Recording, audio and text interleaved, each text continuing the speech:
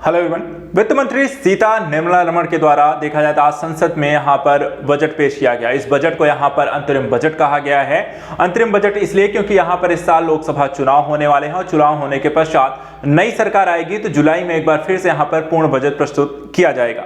अंतरिम बजट जब तक यहाँ पर चुनाव नहीं हो रहे हैं तब तक के खर्च के संदर्भ में प्रस्तुत किया जाता है। आज हम यहाँ पर देखेंगे इस बार के बजट की क्या विशेषताएं रही हैं, अंतरिम बजट में किस किस तरीके की घोषणाएं रही हैं, क्या चीजें सस्ती हुई हैं, क्या महंगा हुआ है, बजट कितना बड़ा है, किस क्षेत्र को क्या दिया गया है और योजनागत चीजों से लेकर के यहाँ पर भारत के विकास के संदर्भ में हर एक वर्ग से संबंधित यहाँ पर यह बजट कैसा है। इस बजट की विशेषताओं को समझने से पहले सबसे ये पहले देखते हैं बजट कितना बड़ा है। इसका अगर हम साइज देखें तो बजट यहां पर आप देख सकते हैं कि करीब 45.03 लाख करोड़ रुपए का ये बजट है। एक बड़ा बजट यहां पर आपको देखा जाता है, इसके साइज के हिसाब से आपको प्रस्तुत किया गया है। लेकिन यहां पे ध्यान रखिएगा, अभी ये जो बजट प्रस्तुत किया गया अंतरिम बजट है, इसको लेकर के क्वेश्चन हो सकता है। इस बजट को लेकर के यहां पर देख सकते हैं ये आय और ये व्यय कि कहां पर कितना किससे आय ज्यादा हुई है और कहां से कितना व्यय किया गया है, उसके संदर्भ में यहां पर आपको डेटा दिया गया है। लेकिन यहां पे मेन डेटा आपको ध्यान रखना है, बजट कितना बड़ा है तो 45.03 लाख करोड़। बाकी इन डिटेलिंग में देखेंगे कि इसको यहां पर कहां किस किस तरीके से खर्च की गई है।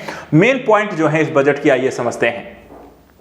सबसे पहले देखिए 2047 तक एक विकसित भारत बनने का यहां पर एक संकल्प प्रस्तुत किया गया है इस बजट के यहां पर माध्यम से, जिसमें कहा गया है कि वर्ष 2047 तक परिकल्पना, प्रकृति, आधुनिक अवसंरचना और सभी के लिए साथ सुसंगत समृद्ध भारत के संदर्भ में एक यहां पर विकास मंत्र रखा गया है, जिसमें कहा गया है कि सबका साथ, सबका विकास, सबका विश्वास और एक विकसित भारत के साथ 2047 का ये टारगेट रखा गया है, जहां पे सभी के व्यापक प्रयास, जनसांख्यिकी और लोकतंत्र और विविधता को यहां पर इसका आधार बनाया जाएगा। इस संदर्भ में यहां पर अगर हम देखें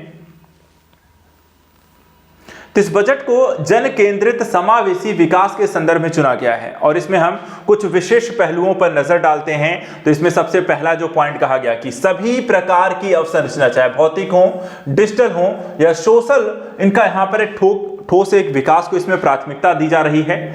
चाहे वो डिजिटल पब्लिक इंफ्रास्ट्रक्चर हो और उसके औपचारीकरण को लेकर एक वित्तीय समावेशन को इसमें बढ़ावा दिया जा रहा है। वहीं दूसरी तरफ यहाँ पे जीएसटी के द्वारा आधार को गहनता और उसके विस्तार की प्राप्ति यहाँ पर आपको मिल रही है। सुदृढ़ वित्तीय क्षेत्र में आपको देखा है तो बचत, ऋण और निवेश जो है वापस पटरी पर लौट आए हैं, एक इसकी जानकारी दी गई है। साथ ही साथ यहाँ पर GIFT, IFSC अर्थव्यवस्था में वैश्विक पूंजी और वित्तीय सेवाओं के द्वारा एक मजबूत द्वार के रूप में यहां पर उभर कर आए हैं। मुद्रास्फीति देखा जाए तो उसका सक्रिय प्रबंधन सरकार के द्वारा और RBI के द्वारा यहां पर लगातार किया जा रहा है। वहीं देश के सभी भाग में आर्थिक विकास जो है वो सक्रिय भागीदार बनकर उभरे हैं। एक चीज यहां पर दर्शाया गया है, यहां पर आप देख सकते हैं कि भारत की जो जीडीपी है विश्व के संदर्भ में यहाँ पर जीडीपी का यहाँ पर तुलना करके प्रस्तुत किया गया है। जो रेड कलर में आप देख सकते हैं, जो भारत की जीडीपी उसकी ग्रोथ रेट जो है वैश्विक जीडीपी की तुलना में भी यहाँ पर कहीं ज्यादा बताई गई है। और एक अच्छी यहाँ पर बात है, हमने देखा भी है कई सारे रिपोर्ट्स के माध्यम से भारत की जीडीपी लगातार 6-7 के बीच रहती है, 7 के ऊपर भी यहाँ पर आपको रहती है। और इसके कारण ये वैश्विक दृष्टिकोण से हम देखें तो अलग अलग क्षेत्रों में भारत के विकास को किस तरीके से आगे बढ़ाता है उसका यहाँ पर डेटा भी इस बजट में प्रस्तुत किया गया। सबसे पहले अगर हम बात करें गरीब कल्याण और देश के कल्याण को लेकर इसमें प्राथमिकता दी गई और यह भी यहां पर बताया गया है कि DBT, डायरेक्ट बेनिफिट ट्रांसफर के कारण 2.7 लाख करोड़ की यहां पर आपको बचत हुई है। वहीं 25 करोड़ लोग जो है बहुआयामी गरीबी से यहां पर बाहर आए हैं। तो गरीबी PM स्वनिधि के माध्यम से 78 लाख रेहड़ी पटरी वालों को यहां पर देखा जाए तो आपको ऋण सहायता प्रदान की गई है। इसमें गरीबों की जो संख्या है उसमें प्रतिशत में आपको बताया गया है कि कमी आई है, जो यहां पर एक डेटा के माध्यम से बताया गया है कि जहां पे बहुआयामी रूप से जो गरीबी थी करीब 55.3 यहां पर मिलियन 2005-6 में थी, वो घट करके 2022-23 तक मात्र 11.3 रह गई है। इसी तरीके से युवाओं के सशक्तिकरण को लेकर यहां पर बजट में क्या कहा गया है, तो यहां पे देखिए बजट में करीब 1.4 करोड़ युवाओं को कौशल भारत मिशन के तहत यहां पे प्रशिक्षण की प्राप्ति हुई, इसका डेटा दिया गया है। वहीं युवाओं की उद्यमी बनने की आकांक्षाओं को बढ़ावा देना और PM मुद्रा योजना के तहत 43 करोड़ यहां पर ऋण जो है वो स्वीकृत किए गए हैं। PM श्री बजट आवंटन के माध्यम से देखा जाए तो 2023-24 में 4000 करोड़ था, तो वहीं 24-25 के लिए यहां पर देखा जाए PM श्री बजट के तहत करीब 6000 50 करोड़ रुपए की यहां पर घोषणा की गई है युवाओं के संदर्भ में, उनके सशक्तिकरण को बढ़ावा देने के लिए। यहां पर आप ये भी देख सकते हैं अलग अलग क्षेत्रों में जो है किस तरीके से विद्यालय, विश्वविद्यालय और एम्स की यहां पर आईआईटी की यहां पर स्थापना की गई है। तो जहां पर 2014 में हम देखें तो मात्र 16 आईआईटी थी भारत में, वहीं ये बढ़ करके 2023 में इनकी संख्या 23 हो गई है। एम्स की बात करें तो मात्र यहां पर 2014 में 7 एम्स थे, जो कि यहां पर अब 2022 तक इनकी संख्या 22 पहुंच गई है। वहीं विश्वविद्यालय की बात करें तो 2014 में जहां 723 विश्वविद्यालय थे, वहीं 1113 विश्वविद्यालय अब यहां पर भारत में हो चुके हैं। इसके अलावा किसानों को लेकर के इस बजट में यहां पर क्या कहा गया है, नारी शक्ति को या महिला केंद्रित यहां पर बजट है या नहीं है, उसको लेकर के देखते हैं। सबसे पहले किसान कल्याण को लेकर के अगर हम देखें तो पीएम किसान के तहत 11.8 करोड़ किसानों के यहां पे प्रत्यक्ष वित्तीय सहायता प्रदान की गई। वहीं प्रधानमंत्री फसल बीमा योजना के तहत 4 करोड़ को यहां पर फसल बीमा प्रोवाइड कराया गया और 3 लाख करोड़ व्यापारिक वॉल्यूम का समर्थन करने के लिए ई-नैम के तहत देखा जाए तो 1361 मंडियों का समेकन किया गया, जिससे किसानों को यहां पर फायदा हो अपनी अनाज की खरीद फरोख्त की प्रक्रिया को लेकर के। वहीं गेहूं और चावल की खरीद के संदर्भ में यहां पर देखा जाए तो जो डेटा यहां पे प्रस्तुत किया गया है कि लगातार जहां 2020-21 में हम 30 लाख मीट्रिक टन चावल खरीदा गया था, वहीं ये 2023-24 में करीब 38 लाख मीट्रिक टन हो गया है। वहीं अगर हम बात करें गेहूं के संदर्भ में, जहां 20-21 में 390 लाख करोड़ था, वहीं ये घट के आपको 262 लाख करोड़ ही अभी तक हुआ है, जो कि आगे आने वाले सालों में यहां पे अवश्य और खरीद की जाएगी। वहीं नारी शक्ति को लेकर के बजट क्या कहता है, तो बजट देखिए यहां पर कहा कि महिला उद्यमियों को करीब 30 करोड़ का मुद्रा योजना ऋण यहां पर अब तक वितरित किए गए हैं। 10 वर्षों में उच्चतर शिक्षा महिलाओं के नामांकन में देखा है तो 28% की एक महत्वपूर्ण बढ़ोतरी देखी गई है। स्टेम पाठ्यक्रमों में महिलाओं को 43% का यहां पर नामांकन देखने को मिला है और 83 लाख स्वयं सहायता समूहों की सहायता से 1 करोड़ महिलाएं यहां पर लखपति दीदी बन चुकी हैं। श्रम बल में महिलाओं की भागीदारी को बढ़ाने के लिए यहां पर आप देख सकते हैं जहां 23.3% यहां पे श्रम बल में भागीदारी थी, वहीं अब 2022-23 में यह बढ़ करके 37% हो गई है। जो डेटा यहां पर आपको दिखाता है कि एक बड़ी यहां पर आपको घोषणा कि नारी शक्ति के संदर्भ में यहां पर आपको देखने को मिली है कि इस अमृत काल के लिए कार्यनीति को लेकर भी यहां पर आपको बजट में क्या कहा गया है। देखिए यहां पर इसे 5 सेक्टर्स में डिवाइड किया गया है अमृतकाल योजना को लेकर के। तो आइए देखते हैं कि करके इन योजनाओं में क्या क्या कहा गया है। सबसे पहले देखें आप संधारणीय विकास को लेकर के। संधारणीय विकास के यहां पर 4 पहलू देखिए। 2070 तक निवल शून्य की प्रतिबद्धता को पूरा करना, जो कि कार्बन क्रेडिट उत्सर्जन को लेकर के यहां पर है। और इसमें अगर हम देखें तो पवन ऊर्जा के लिए व्यवहार्यता और अंतर्निधियन को प्राथमिकता दी गई है। कोयला गैसीकरण तरलीकरण की क्षमता स्थापना को महत्ता दी गई है। सीएनजी पीएनजी संपीड़ित बायोगैस चरणबद्ध अनिवार्य मिश्रण को इसमें प्राथमिकता दी गई। वहीं बायोगैस एकत्रीकरण मशीनरी की खरीद के लिए यहां पर वित्तीय सहायता भी दी जाएगी। इसी तरीके से छत पर सौर ऊर्जा प्रणाली को लेकर के 300 यूनिट की फ्री बिजली जो है 1 करोड़ परिवारों को यहां पर इसमें सहायता प्रदान करना। वहीं सार्वजनिक परिवहन नेटवर्क के लिए ई बसों को यहां पे अपनाया जाना और ई वाहन के विनिर्माण चार्जिंग के द्वारा ई वाहन इकोसिस्टम को मजबूत करना जैसे पहलुओं को प्राथमिकता दी जाएगी। वहीं पर्यावरण के अनुकूल विकल्पों की सहायता के संदर्भ में बायो मैन्युफैक्चरिंग और बायो फाउंड्री की यहां पर आपको स्थापना करने संबंधी योजनाएं भी लागू की जाएंगी। इसके अलावा इस तरीके की योजनाओं को लेकर के यहां पर आप देख सकते हैं जो प्रयास किए गए उससे यहां पर क्या प्रभाव पड़ा है, उसको एक डेटा के माध्यम से बताया गया है कि गैर जीवाश्म ईंधन पर आधारित विद्युत उत्पादन क्षमता उसमें यहां पर लगातार वृद्धि हुई है। अगर हम देखें 2004 में ये 30.4% यहां पे गैर जीवाश्म ईंधन पर आधारित विद्युत उत्पादन था, जो बढ़कर के नवंबर 2023 में 43.9% हो गया है। वहीं अगर हम देखें PMUI के तहत करीब 10 करोड़ LPG कलेक्शन यहां पे जारी किए गए। उजाला के तहत 36.9 crore LED bulb, 72.2 lakh LED tubelight और 23.6 लाख ऊर्जा कुशल पंखों को यहां पर वितरण किया गया। SNLP के तहत यहां पर 1.3 करोड़ LED स्ट्रीट लाइट भी यहां पर आपको लगाई गई हैं। तो यहां पर आप देख सकते हैं अमृतकाल के कार्यनीति को लेकर के जो एक चरण में हमने देखा। अब दूसरे चरण में अगर हम देखें जो महत्वपूर्ण कार्य यहां पे अवसंरचना को लेकर के किए गए हैं। सबसे पहले यहां पर आप देखें अवसंरचना के संदर्भ में सरकार के द्वारा लगातार आपको अलग अलग सेक्टर्स में यहां पर बड़े स्तर पर निवेश किए गए हैं, जिसमें यहां पे लॉजिस्टिक कार्यकुशलता बढ़ाने को लेकर के लागत को कम करने में पीएम गति शक्ति के अंतर्गत 3 बड़े रेलवे कॉरिडोर के कार्यक्रमों को लागू किया गया। दूसरा, द्विपक्षीय निवेश समझौते के माध्यम से विदेशी निवेश को बढ़ावा दिया गया और उड़ान योजना के तहत मौजूदा हवाई अड्डों का विस्तार और नए हवाई अड्डों को व्यापक स्तर प्रदान किया गया है। वहीं मेट्रो रेल और नमो भारत के द्वारा शहरों में परिवर्तन को भी इसमें बढ़ावा दिया गया। पूंजीगत व्यय में अगर हम वृद्धि इसमें देखें, जो डेटा हमें बताता है कि जहां 2000 कैपिटल एक्सपेंडिचर और कैपेक्स का जो जीडीपी के संदर्भ में यहाँ पर जो योगदान है वो आप देख सकते हैं कि जहां पर ये 2018 के संदर्भ में आपको मात्र करीब यहाँ पर 3 से 4% था, वो बढ़कर के यहाँ पर आप देख सकते हैं कि आपको करीब यहाँ पर जीडीपी का 4% के करीब यहां पर पहुंच रहा है। आपका कैपेक्स एक्सपेंडिचर जो कि पहले यहां पर आपको 3 से नीचे था, वो करीब यहां पर आपको 4 पहुंच रहा है। तो ओवरऑल जो एक डेटा हमें यहां पर ये दिखाता है कि लगातार इस संदर्भ में एक प्रोग्रेस की स्थिति भी इसमें आपको दिखाई दे रही है। एफडीआई को देखें तो यहां पर आपको देख सकते हैं 596 यूएसडी देख सकते हैं मिलियन को लेकर के, यहां पर आपको बिलियन 596 यूएसडी बिलियन यहां पर आपको निवेश आया है एफडीआई में, जो कि यहां पर इससे पहले अगर हम देखें तो मात्र 298 था। इसके बाद मौलिक अवसंरचना में सुधार को लेकर के बजट यहां पर आप देखें क्या कहता है।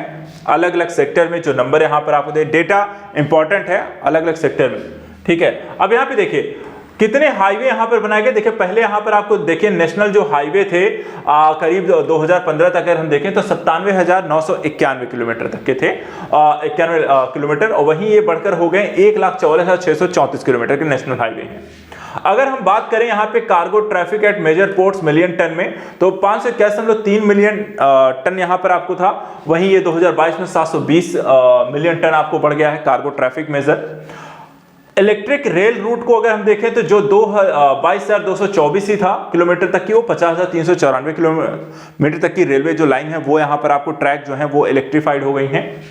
एयरक्राफ्ट मूवमेंट की अगर हम बात करें कितने मिलियन टन, तो ये 16 से बढ़कर के आपको 25 मिलियन टन हो गया है। वहीं एयरपोर्ट्स की बात करें तो ये 74 से बढ़कर के 2022 तक यहां पर देखा जाए तो आपको 149 हो गए हैं। तो इन डेटास को जरूर ध्यान रखिएगा, काफी इंपॉर्टेंट है एग्जाम ओरिएंटेशन के लिहाज से। वहीं अमृतकाल योजना की कार्यनीति में समावेशी विकास को क्या प्राथमिकता दी गई थी, तो यहाँ पे रोजगार सृजन सहित तेजी से विकास राज्यों की सहायता के लिए आकांक्षी जिला कार्यक्रम जो है के माध्यम से समावेशी विकास को प्राप्त करने की कोशिश की गई। और यहाँ पर आप देख सकते हैं आकांक्षी जिलों में समावेशी विकास जो है अब तक पहुंच गए हैं 112। गर्भावस्था की प्रथम तिमाही में प्रसव पूर्व देखभाल के लिए पंजीकृत महिलाओं का जो प्रतिशत था 2018 में 68 था, जो बढ़कर के अक्टूबर 2023 तक 89 हो गया।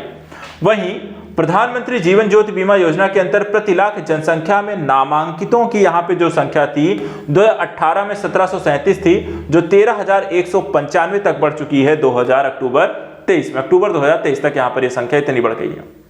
स्वास्थ्य को लेकर के अगर हम देखते हैं तो इस बजट योजना के संदर्भ में जो डेटा यहाँ पे प्रस्तुत किए गए हैं, क्या सुधार हुआ है, तो बालिकाएं 9 से 14 वर्ष के सर्वाइकल कैंसर के टीकाकरण प्रोत्साहन, बेहतर पोषण उपलब्धता, बचपन में आरंभिक देखभाल, विकास के लिए सक्षम आंगनबाड़ी एवं पोषण 2.0 को तेजी से यहां पर बढ़ावा दिया गया है।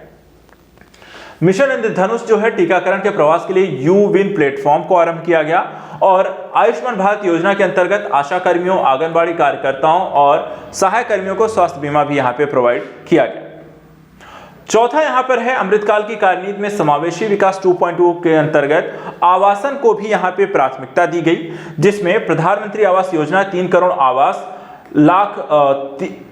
करोड़ आवास के लक्ष्य को प्राप्त करने के निकट है और 5 वर्षों में अतिरिक्त 2 करोड़ आवास और भी बनाने का टारगेट यहां पे किया गया है। तो यहां पर आवासन के संदर्भ में देखिए बड़ी घोषणा की गई है कि इसे और भी लंबे समय तक 2 करोड़ आवास और भी प्रोवाइड कराए जाएंगे।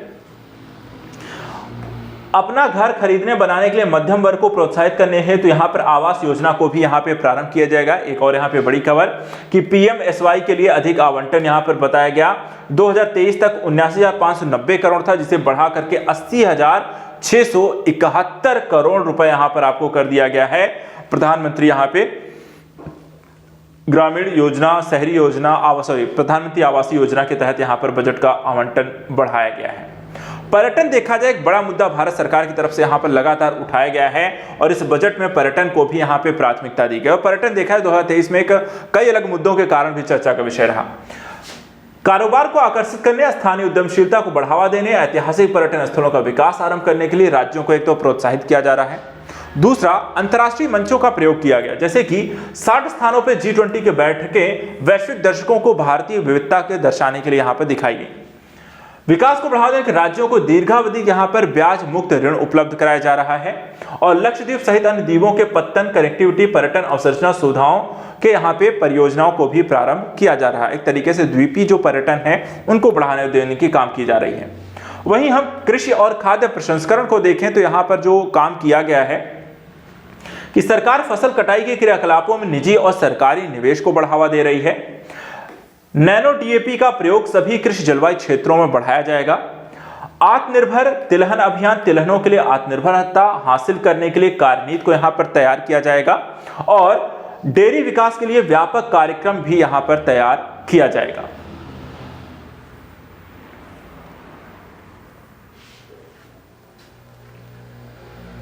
अब यहां पे देखिए, प्रधानमंत्री मत्स्य संपदा योजना के तहत कार्यक्रम कार्यान्वयन का विस्तार, ताकि जल कृषि उत्पादकता के दोहरे निर्यात और रोजगार के पर्याय अवसरों को बढ़ावा दिया जा सके। और 5 एकीकृत एक्वा पार्क को भी स्थापित करने का यहाँ पर जो निर्णय लिया गया उसको यहाँ पर पूरा किया गया। इसके अलावा नीली क्रांति के लिए अधिक आवंटन को प्राथमिकता दी गई है, जहां पर आप 2025 करोड़ रुपए यहां पर थे। नीली क्रांति के संदर्भ में आप 2352 करोड़ रुपए यहां पर आवंटित किए गए हैं 2024-25 के लिए। पीएम सूक्ष्म खाद्य प्रसंस्करण को लेकर के देखा जो आवंटन किया गया उसे भी बढ़ाया गया है, यानी कि इसे 639 करोड़ से बढ़ाकर 880 करोड़ कर दिया गया है 2024-25 के लिए। भारतीय अर्थव्यवस्था के लचीलेपन को दर्शाने के लिए भी यहाँ पर अगर आप देखें तो इस बजट में उस अर्थव्यवस्था को एक बेहतर तरह से अलग अलग प्रोस्पेक्टिव को भी इसमें दर्शाया गया है, क्या हमने हासिल किया है इतने सालों में। सबसे पहले जीडीपी के संदर्भ में यहाँ पर सीएडी कितना हुआ है, जो एक तरीके से हम कह सकते हैं कि करंट अकाउंट एक डिफिसिट का मुद्दा होता है, वो कितना है, तो इसे आप देख सकते हैं, जो कि आप करीब 1% के अराउंड यहाँ पर आपको देखने को मिला है।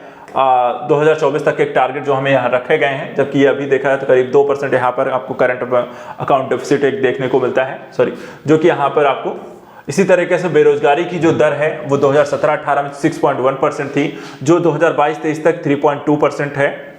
इसी तरीके से सकल अग्रिमों के रूप में जीएनपी को यहाँ अगर हम देखें तो ग्रॉस नेशनल प्रोडक्ट जो था 2014 के संदर्भ में 3.8 था, जो एक दशक में बढ़कर के आपको 3.2 रह गया है। लगातार इसमें भी हमें एक कमी देखने को मिली। इसके अलावा डिजिटल लेन देन को लेकर के एक बढ़ता आकार हमें देखने को मिला इतने सालों में। 2018 में मात्र देखें तो ये 4000 करोड़ से भी नीचे था, जो कि 2024 तक बढ़कर के ये 12000 करोड़ को भी पार कर चुका है ऑलरेडी। इसके अलावा 2025 तक के डेटा और भी बढ़ सकते हैं। साथ ही अगर हम देखें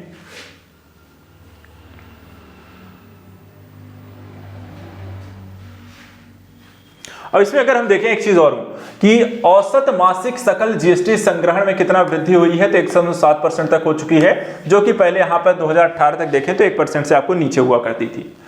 हेडलाइन मुद्रास्फीति की यहां पर गिरावट दर्ज की गई है। पहले यहां पर देखें तो हेडलाइन मुद्रास्फीति जो 9.4% तक पहुंच चुकी थी, वो यहां पर आप 5.5% 2024 तक यहां पर आ चुकी है, तो उसमें भी आपको लगभग हाफ हो गया है आपका हेडलाइन मुद्रास्फीति। वहीं करों को लेकर के क्या छूट दिया गया है, किस वर्ग को किस तरीके से, उसको लेकर के देखें। कराधान को लेकर क्या उपलब्धि रही, तो प्रत्यक्ष कर को देखें, कर संग्रह पिछले 10 वर्षों में यहाँ पे 3 गुना की वृद्धि देखने को मिली। विवरण दाखिलाकर्ताओं की संख्या 2.4 गुना बढ़ चुकी है।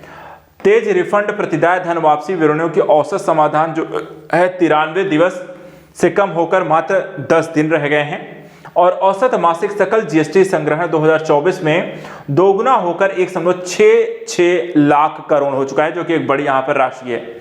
इसके अलावा राज्य राजस्व की कर वापसी 0.72 थी 2012-16 तक, जो बढ़कर जीएसटी के बाद 2017 से 2023 तक 1.22 हो गई है। उपभोक्ताओं के हित लाभ में रसद लागत और अधिकांश वस्तुओं की सेवाओं के मूल्यों में यहां पे कमी की भी बात इसमें आपको की गई। अन्य संदर्भों में देखें तो कर प्रस्ताव क्या रखे गए हैं उसके बारे में भी चर्चा करेंगे। जीएसटी के बारे में आप देखें सकारात्मक भावना के तहत 94% उद्योग पट्टाकर्ता जीएसटी में पारगमन को मोटे तौर पर यहां पर सकारात्मक मानते हैं।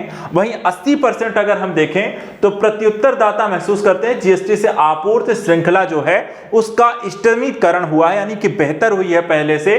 और 2019 में आयात निर्गम में देखा जाए तो आपको गिरावट आई है, आयात कम हुआ है, लगातार हम आयात पे जो हमारी निर्भरता थी उसमें भी यहां पर देखा है बेहतर हुए हैं। इनलैंड कंटेनर डिपो में 47%, एयर कार्गो परिश्रम 28% और बंदरगाहों में ये 27% की यहां पर आपको गिरावट दर्ज की गई है, जो कि अर्थात मेक इन इंडिया के तहत आपको निर्यात को प्राथमिकता मिल रही है और आयात में गिरावट आ रही है।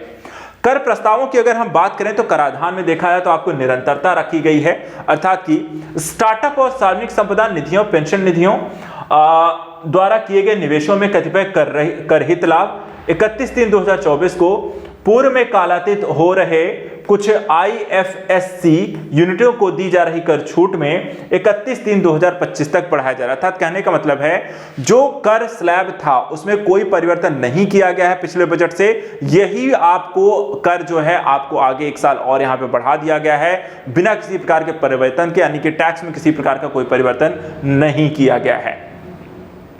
इसके अलावा कर छूटों की अगर हम बात कर लेते हैं कि क्या है किस तरीके से है, तो इसमें आप देखें वित्त वर्ष में बकाया प्रत्यक्ष कर मांग की जो छूट थी, वित्त वर्ष में 10 तक के बकायों में 25,000 छूट थी और वित्त वर्ष 11 से वित्त वर्ष 15 तक के लिए 10,000 छूट यहां पर रहेगी।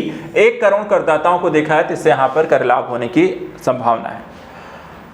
पुराने कर दरों को भी यहां पे बनाए रखा गया है, कहने में आयात शुल्क सहित प्रत्यक्ष कर और अप्रत्यक्ष कर। मौजूदा घरेलू कंपनियों के लिए निगम कर 22%, कुछ नई विनिर्माण कंपनियों के लिए ये रहेगा 15%। नई कर व्यवस्था के तहत 7 लाख रुपए तक की आय वाले करदाताओं को यहां पे कोई कर नहीं देना है। तो इस तरीके से यहां पर आपको कर छूट भी आपको दी गई है, अर्थात पहले जैसे जो व्यवस्था थी उसे यहां पे लागू रखा गया, उसमें कोई परिवर्तन नहीं किया गया है। अब यहां पे देखिए जो बजट हमने कहा कि करीब 45.03 लाख करोड़ का बजट है, या ये हम यहां पे समझते हैं कि आपको 1 रुपया भी आता है तो वहां पर उस हिसाब से कितना खर्च किस क्षेत्र में हो रहा है। तो यहां पर देखिए आता कहां से है, इनकम सरकार को होती कहां से है, तो सबसे ज्यादा देखिए यहां पे उधार और अन्य देता है, जो कि करीब 28% यहां पे आय का एक स्रोत है या पैसे लेकर यहां पर आते हैं।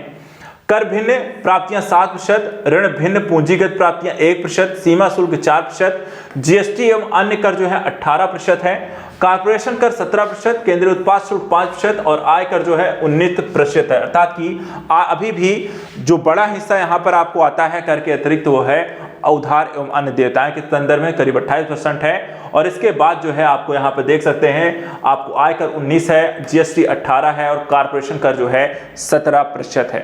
वहीं अगर हम बात करें रुपया सरकार कहाँ खर्च कर रही है, तो यहाँ पर ब्याज भुगतान में 20%, केंद्र द्वारा प्रायोजित योजनाओं में 8%, पेंशन में 4%, अन्य में 9%, कर और शुल्कों में राजस्व का हिस्सा 20, राज्यों का हिस्सा 20%, वित्त आयोग और अन्य अंतरण जो है यहाँ पे 8% जो है वो खर्च आपको हो रहे हैं इस संदर्भ में। इसके अलावा सब्सिडी में 6%, रक्षा में 8% और केंद्रीय क्षेत्र की योजना के संदर्भ में 16% रुपए जो होता है वहां पर आपको सरकार के द्वारा खर्च किए जाते हैं।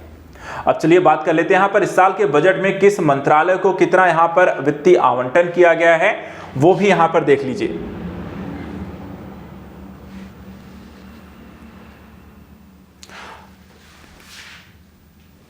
सबसे पहले देखिए रक्षा मंत्रालय, सबसे बड़ा जो यहां पर आवंटन किया गया है, रक्षा बजट यहां पे बढ़ाया गया है और रक्षा बजट यहां पर आप देख सकते हैं 6.2 लाख करोड़ हो गया है। सड़क परिवहन राजमार्ग मंत्रालय सबसे बड़ा जो है 2.78 लाख करोड़ जो इंफ्रास्ट्रक्चर पर निवेश प्रक्रियाएं हैं। रेल मंत्रालय को 2.55 करोड़, उपभोक्ता मामले खाद्य सार्वजनिक वितरण मंत्रालय को 2.13 करोड़ लाख करोड़, गृह मंत्रालय को 2.03 लाख करोड़, ग्रामीण विकास योजना के 1.77 लाख करोड़, रसायन उर्वरक मंत्रालय 1.6 लाख करोड़ और संचार मंत्रालय 1.37 लाख करोड़, कृषि और किसान कल्याण मंत्रालय 1.27 लाख करोड़ रुपए यहां पर आवंटन दिए गए। तो सबसे ज्यादा बजट हो सकता है आपसे पूछा तो रक्षा मंत्रालय को सबसे बड़ा बजट यहां पे दिया गया है करीब 6.2 लाख करोड़ का। तो पहला रक्षा मंत्रालय है, दूसरा सड़क परिवहन राजमार्ग मंत्रालय, तीसरा रेल मंत्रालय, चौथा उपभोक्ता खाद्य सार्वजनिक वितरण मंत्रालय और 5वां गृह मंत्रालय। 5 बड़े मंत्रालय जिनको सबसे ज्यादा यहाँ पे बजट दिया गया है। अब यहाँ पर योजनाओं को लेकर के किन प्रमुख योजनाओं को कितना यहाँ पे बजट आवंटन किया गया है उसको भी देख लीजिए। देखिए इस साल के बजट में यहाँ पर जो महात्मा गांधी यानी कि मनरेगा को लेकर देखा जाए, ये 60,000 करोड़ से देखा 86,000 करोड़ कर दिया गया है। मनरेगा के लिए एक बड़ा योजना, बड़ा आवंटन किया गया है। दूसरा यहाँ पर आप आयुष्मान भारत PMJY को देखें तो यहाँ पर 7200 करोड़ से इसे 7500 करोड़ कर दिया गया। अगले एक साल के लिए यहाँ पर बजट, बड़ा बजट यहाँ पर इसे दिया गया। इसमें भी इसको आयुष्मान भारत के संदर्भ में, स्वास्थ्य में उत्पादन संबद्ध योजना PLI के तहत देखा है 4645 करोड़ को से बढ़ा करके 6200 करोड़ यहाँ पर किया गया है एक साल के लिए। इसी तरह 3000 करोड़ जो था सेमीकंडक्टर डिस्प्ले विनिर्माण पायतंत्र के विकास से संशोधित जो थी, इसे बढ़ाकर 6903 करोड़ रुपए कर दिया गया है। एक कह सकते हैं ड्रास्टिक यहाँ पर 50% से ज्यादा यहाँ पर आपको चीजें सेमीकंडक्टर उद्योग को बढ़ावा देने के लिए खर्च की जा रही हैं। वहीं पर सौर ऊर्जा ग्रिड को देखें तो जो 4970 करोड़ था इसे 8500 करोड़ कर दिया गया है सौर ऊर्जा को बढ़ावा देने के लिए। और राष्ट्रीय हरित हाइड्रोजन मिशन के लिए भी 297 से बढ़ाकर 600 करोड़ आपको कर दिया गया है। तो बड़ी योजनाओं को बड़े यहां पर आवंटन किए गए हैं। भविष्य की रूपरेखा कैसी होने वाली है इस बजट के माध्यम से दिखाया जाए कि सरकार के फोकस एरिया क्या होने वाले हैं। एक तरफ सेमीकंडक्टर, पारतंत्र, मोबाइल उद्योग, दूसरी तरफ यहां पर सौर ऊर्जा, राष्ट्रीय हरित हाइड्रोजन मिशन, तीसरी तरफ यहां पर रोजगार के संदर्भ में स्वास्थ्य को यहां पर सरकार के द्वारा बढ़ावा दिए जाने की बात की गई है। प्राप्तियां और व्यय की अगर हम बात करें तो यहां पर आपको उसके संदर्भ में भी डेटा आपको दिखाया गया है। यहां पर आप देख सकते हैं राजस्व जो प्राप्तियां हैं सरकार की वो करीब 30 लाख करोड़ की 2024-25 में होने का है। 2022-23 में देखें तो ये करीब 27 लाख करोड़ का रहा। वहीं पर पूंजीगत प्राप्तियों की बात करें तो इसमें आपको गिरावट होने की आशंका बताई गई है। ये यहां पर जहां 2023-24 में 17.9 लाख करोड़ था वो मात्र 2024-25 में 17.6 लाख करोड़ रह सकता है।